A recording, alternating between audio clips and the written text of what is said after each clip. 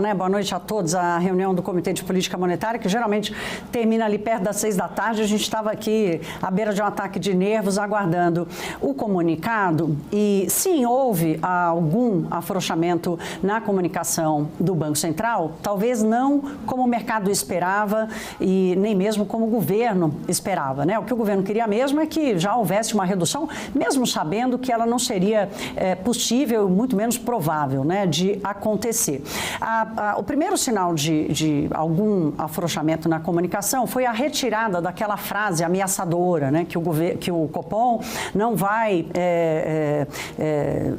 como é que ele dizia? Aqui eu estou pegando a frase. Não hesitará, ele dizia, não hesitará em retomar o ciclo de ajuste. Essa era uma frase que apareceu nos últimos 2 ou 3 comunicados, se não me engano, e que agora desapareceu desse. Então, desaparece a ameaça dessa vigilância do Banco Central em qualquer sinal de desajuste ou desancoragem maior das expectativas de inflação, o que realmente não aconteceu, o Copom não hesitaria em retomar o ciclo de ajuste. Essa frase desaparece.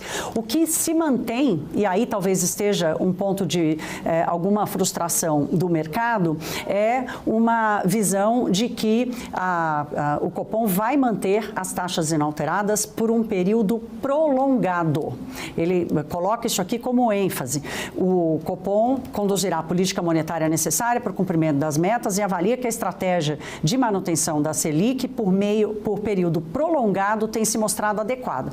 Então, ele aponta que essa estratégia de manter a taxa prolongada é adequada para assegurar a convergência da inflação. Tem muita cautela, tem muito cuidado aqui na comunicação do Copom, não tem uma sinalização muito clara de que a redução pode acontecer em agosto, mas eu leio atas do Copom há mais de 20 anos. A minha percepção aqui é de que houve uma tentativa de deixar uma porta semi-aberta e não uma porta escancarada, já levando a uma conclusão de que a taxa vai cair em agosto. Até porque no mercado, você acompanha, Gabriel, tem uma divisão aí na leitura sobre agosto já é o momento para cortar ou setembro. A gente estava até brincando aqui agora há pouco da gente fazer um bolão aqui para ver quem vai acertar essa decisão. Quem vai determinar, o que vai determinar a decisão do Banco Central é o balanço de riscos ou todos os itens que ele leva em consideração. Os núcleos de inflação. Há uma desinflação mais lenta dos núcleos de inflação. A inflação corrente. Essa aqui eu estava na câmera errada o tempo todo, desculpem, gente. Os núcleos de inflação, apesar da queda da inflação corrente, os núcleos de inflação ainda apresentando um processo de queda mais lento. A inflação de serviços já mostra alguma desaceleração, mas segue bem mais apertada do que a inflação corrente. Há uma dúvida sobre a ociosidade ou hiato do produto, né? A ociosidade da atividade econômica. A gente se surpreendeu com o PIB do primeiro trimestre. Há uma revisão muito forte de crescimento da economia para esse ano. As expectativas estão menos desancoradas, mas não dá para dizer que elas estão mais ancoradas, elas estão menos desancoradas. E aqui tem um ponto importante, quando o Copom traz aquilo que ele chama de seu cenário de referência, que é uma das melhores indicações para fazer a leitura do que o modelo do Banco Central aponta como necessário para os juros. E quando ele diz que no cenário de referência, com a taxa de juros, o cenário de referência do Copom, o IPCA continua em 5% este ano e em 3,4% no ano que vem. Lembrando que a meta para o ano que vem é de 3%. Qualquer número acima de 3%, ou seja, com a decisão de queda dos juros, qualquer número acima de 3% no cenário de referência para o ano que vem já sinalizaria pouco espaço para o Banco Central baixar o juro rapidamente. Mas a minha leitura aqui, já de bate-pronto, é que há uma porta semi-aberta,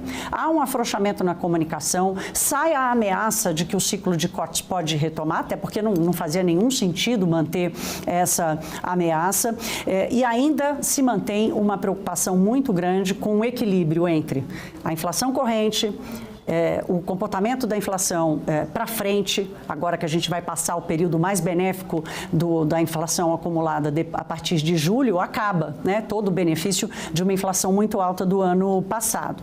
Vamos precisar entender a força e a intensidade e a permanência da revisão das expectativas para a inflação para os próximos anos, e aí sim, mais próximo do Copom, é que a gente vai entender se vai caber reduzir em agosto ou não.